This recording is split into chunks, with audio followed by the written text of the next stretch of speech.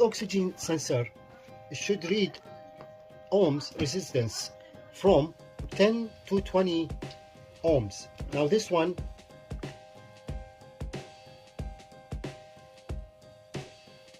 (15.4), which is in between, which is good. Of course, the oxygen sensor, this is hot.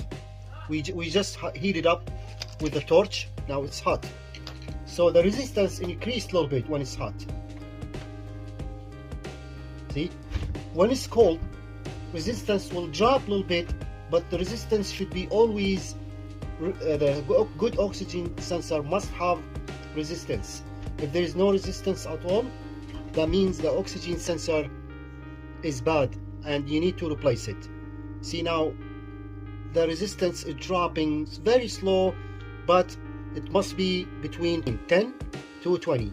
This one is 15, which is still good resistance. Now the connector, the two black wires are resistance, the heat resistance. The other two wires, whatever color they are for voltage, DC voltage.